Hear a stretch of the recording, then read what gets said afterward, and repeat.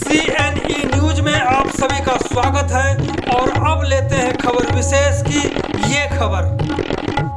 जहां माता सरस्वती निवास करती हैं वहां किसी के साथ यमराज जैसा व्यवहार होगा किसी ने सोचा भी नहीं होगा।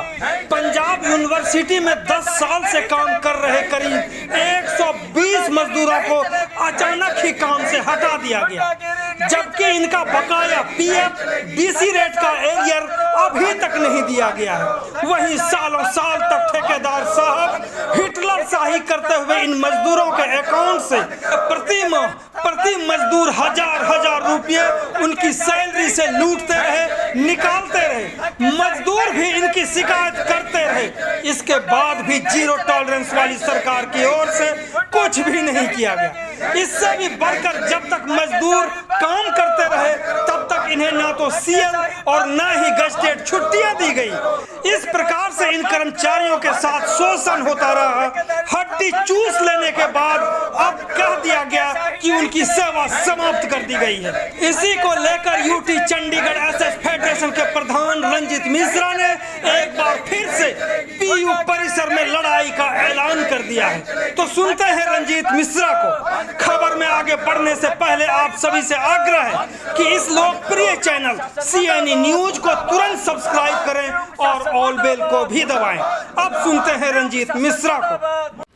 जहां मां सरस्वती रहती है पंजाब यूनिवर्सिटी में, वहां गरीब मजदूरों के साथ किस तरह से भविष्य के साथ खिलवाड़ होता है, यह साक्षात उदाहरण आप देख सकते हैं, जिसकी लड़ाई रंजीत मिश्रा UTSS फेडरेशन के प्रधान हैं, वो लड़ रहे हैं। उनसे पूछते हैं कि आखिरकार ये मां सरस्वती की जगह पर ये यमराज कहां से आ गए जो किसी के भविष्य के साथ खिलवाड़ कर रहे हैं। रंजीत मिश्रा जी। बिल्कुल सर, बिल्कुल आप ठीक कह रहे हैं। यमराज तो शायद 1-2 बार बख्श भी दे, लेकिन यहाँ पे कोई बख्शने का नाम नहीं ले रहे हैं कर्मचारियों को, और ये बहुत लाचार और बहुत ही दुखियारे कर्मचारी हैं। हर साल, अभी 3-4 महीने पहले भी इसकी शिकायत हमने गवर्नर साहब से लेकर एडवाइजर साहब, चीफ विजिलेंस एंड नीचे सभी वाइस चांसलर साहब, किसी को नहीं ऐसा छोड़ा हुआ है। SSP साहब को भी दिया हुआ है, लेकिन उनके ऊपर कार्रवाई तो दूर की बात है, इनकी मनमानी और बढ़ती जा रही है। जबकि हमने बोला था कि इनको ब्रेक नहीं दिया जाएगा। ब्रेक में कोई प्रावधान नहीं है, आपके रूल में कहीं नहीं है कि किसी कर्मचारी को 2-2, 3-3 महीने का ब्रेक दे दिया जाए। लेकिन अपनी नाकामी छुपाते हुए ये कर्मचारी जो ऊपर, रेगुलर कर्मचारी जो ऊपर बैठे हैं, जो ये बिल बनाते हैं, जो टेंडरिंग करते हैं, इनकी नाकामी छुपाते हुए मैं देख रहा हूँ कि इनको ब्रेक कर दिया गया। 31 मार्च को इनको बाहर बैठा दिया गया, ये बोल के भेज दिया गया कि आप लोग जाओ, ठेकेदार कोई आएगा बुलाएगा तब आना। तो मैं आपके माध्यम से बता देना चाहूँगा सर कि यहाँ पे इतना बड़ा अत्याचार है कि बिना इनकी मिलीभगत से, जबकि नोटिफिकेशन है हमारे एडवाइजर साहब का कि कोई भी प्रिंसिपल एम्प्लॉयर अगर 1 भी रुपये कर्मचारी का नुकसान होता है तो प्रिंसिपल एम्प्लॉयर जिम्मेदार होगा, लेकिन उसके लिए प्रिंसिपल एम्प्लॉयर ही धक्का कर रहा है और ठेकेदार से मिलकर उनसे अवैध वसूली करवा रही है। तो मुझे लगता है सर कि ये कहीं ना कहीं इनके जो अधिकारी हैं एक्सीएन से लेकर नीचे तक, वो कहीं ना कहीं ठेकेदार से मिले हुए हैं।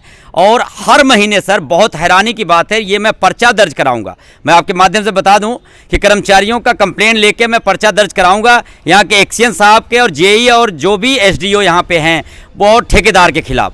ठेकेदार इनके अकाउंट से अगर इन्होंने मांगा, अवैध वसूली इन्होंने नहीं दिया तो इनके अकाउंट से काटना शुरू कर दिए। हर महीने इनके अकाउंट से, सभी कर्मचारियों के अकाउंट से 1000 और 500 रुपये हर महीने ज़बरदस्ती काटे जा रहे हैं। और कर्मचारी शिकायत भी दे रहे हैं, ऊपर तक कंप्लेंट गई हुई है, लेकिन उसके ऊपर एक्शन लेने के बजाय ये कर्मचारी इन गरीब कर्मचारियों के साथ धक्का कर रहे हैं। और हमारे ऊपर बैठे हैं एक्सीएन साहब, वो तो इतने तानाशाही रवैया में बैठे होते हैं कि जैसे वो मोदी साहब ही यहाँ बैठे हों। वो मिलने के लिए तैयार नहीं होते। कर्मचारी अंदर चले जाएं तो उनसे बात करने के लिए टाइम नहीं है। वो कहते हैं आप ठेकेदार के बंदे हो, आप जाओ। उनसे ये पूछा जाएगा कि, अब मैं आपके माध्यम से पूछना चाहूँगा कि एक्सीएन साहब, आपको इन कर्मचारियों के लिए बैठाया गया इनका शोषण करने के लिए नहीं। जो कर्मचारियों का पेमेंट कट रहा है उनको ना छुट्टी दी जा रही है, आपके एग्रीमेंट के मुताबिक उनको एक भी फैसिलिटी नहीं दी जा रही है, उनको DC रेट नहीं दिया जा रहा है, उनका आपने एरियर तक नहीं दिलवाया। जबकि सारे चंडीगढ़ में सबको एरियर मिल गया और DC रेट बढ़ा हुआ मिला, लेकिन इन कर्मचारियों को नहीं मिला। तो ये इन कर्मचारियों को नहीं मिला। आपने जैसे कि सुना कि एसी कार में चलने वाले, एसी घर में रहने वाले, एसी कार्यालय में रहने वाले जितने भी अफसर हैं उनको इन्होंने शिकायत करी, लेकिन कोई लेना देना नहीं, कोई सुनने वाला नहीं। अब ऐसे स्थिति में रंजीत मिश्रा जी आगे का कार्यक्रम क्या होगा? गरीबों की सड़क छाप की, जो धूप में, पानी में, बरसात में, ठंड में विचरण करने वाले लोग हैं, एक एक रोटी के लिए तरसने वाले लोग हैं, उसकी लड़ाई किस तरह से एसी में रहने वालों के साथ लड़ाई लड़ेंगे? सर बिल्कुल आप ठीक कह रहे हैं, क्योंकि 4 महीने से मैं देख रहा हूँ यहाँ का रवैया, कोई अफसर बिल्कुल उस पर संज्ञान नहीं ले रहे हैं। और अभी मेरी वाइस चांसलर साहब से, राजकुमार जी से बात हुई है, उन्होंने वक्त दिया है अपने पीए साहब। ये वीसी साहब एसी कार्यालय में रहते हैं या धूप में कहीं रहते हैं इन मजदूरों की तरह? सर वो तो यहाँ के यूनिवर्सिटी के राजा हैं, वो तो बैठे हैं, उनके तो कई एसियाँ लगी हुई है, उनके घर में भी लगा होगा और ऑफिस में लगा होगा, तो उनका नहीं कह सकते। अगर उनको दर्द होता, और मैं बता देना चाहूँगा कि हमारे राजकुमार साहब जो यहाँ के प्रोफेसर जो वाइस चांसलर साहब हैं, वो ऐसे स्टेट से हैं, वाराणसी से, मुझे सुनने में आया, पता लगा वाराणसी से हैं। उस क्षेत्र में तो नहीं ऐसा होता कि कोई गरीबों का शोषण बर्दाश्त करे, लेकिन वो यहाँ क्यों बर्दाश्त कर रहे हैं, हो सकता है ऊपर के दबाव है या क्यों ऐसा कर रहे हैं, ये तो मिलने के बाद ही पता लगेगा। क्योंकि उनसे फ़ोन से बात हुई है, उन्होंने बोला है कि मैं जैसे ही आ जाता हूँ आपको मैं मिलने का वक्त देता हूँ।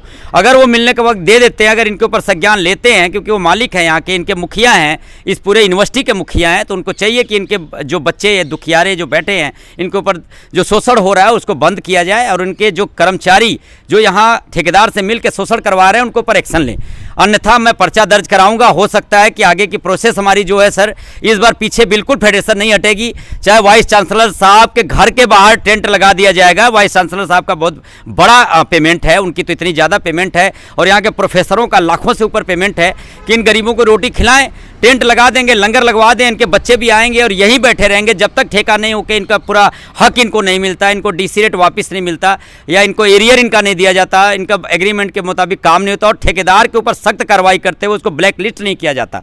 जो पेमेंट इनकी अकाउंट से काट रहा है, सबूत है हमारे पास, इसके खिलाफ मैं पर्चा दर्ज कराऊंगा और आगे ये मुहिम बहुत तेज करूंगा। अभी वाइस चांसलर साहब का मेरी बात हुई है, उनके वेट कर रहा हूं सर मैं, कि जब तक उनसे बात नहीं हो जाती तब तक हम निष्कर्ष पर नहीं पहुंचेंगे। उनसे मीटिंग होने के बाद ही हम कोई कड़ा फैसला लेंगे, और इस बार चाहे हमें जेल भरो आंदोलन करना पड़े, तो अच्छा बात है सर कि आपके माध्यम से बता देना चाहूँगा कि भूखे तो मर ही रहे हैं, बीवी बच्चों के साथ जेल में बैठेंगे, वहाँ रोटी तो मिलेगी कम से कम। तो ये जब तक इनको ठेका नहीं हो जाता, दोबारा नहीं चढ़ाया जाता, और जो इनका नाइंसाफ़ी हुआ वापस नहीं मिलता, तब तक ये यहाँ कंटिन्यू बैठे रहेंगे, और फेडरेशन बिल्कुल इनके पीछे खड़ी है। अगर किसी प्रकार का इनके साथ कर्मचारियों के साथ धक्का किया जाएगा तो हम जेल भरो आंदोलन या बड़े प्रोटेस्ट के लिए भी पीछे। ये कर्मचारी अब या तो पंजाब गवर्नमेंट बताए या तो अमित शाह जी बताएं कि ये कर्मचारी किसके हैं, क्योंकि यहाँ पे रूल दोनों का लगता है। फंडिंग कुछ शेयर पंजाब का है और सेंटर का पे स्केल यहाँ पे लगता है, सेंटर का ही पूरा कमान है यहाँ पे। तो ये कर्मचारी जरूर बताएं, अमित शाह साहब भी बताएं, और हमारे जो चीफ मिनिस्टर हैं हमारे पंजाब के, वो भी बताएं कि इन कर्मचारियों के साथ ऐसा क्यों, और यहाँ कौन सा रूल लगता है, सेंटर का या पंजाब का, इनको कैसे ब्रेक दिया गया और कैसे इनके बच्चों की ज़िंदगी दांव पे लगा दी गई है। और ये मैं पूछना चाहूँगा वाइस चांसलर साहब को कि क्या और कर्मचारियों को भी ब्रेक दिया गया है, सिर्फ इन्हीं को दिया जाता है, और इनके साथ भेदभाव करते हुए कुछ कर्मचारियों को बुलाया गया है, वो ड्यूटी कर रहे हैं। ये सिर्फ 120 बंदों को इन्होंने बेघर करके, बेरोजगार करके, गरीब जमात को इन्होंने बाहर कर दिया। CNE न्यूज के साथ बने रहने के लिए आप सभी का बहुत बहुत धन्यवाद।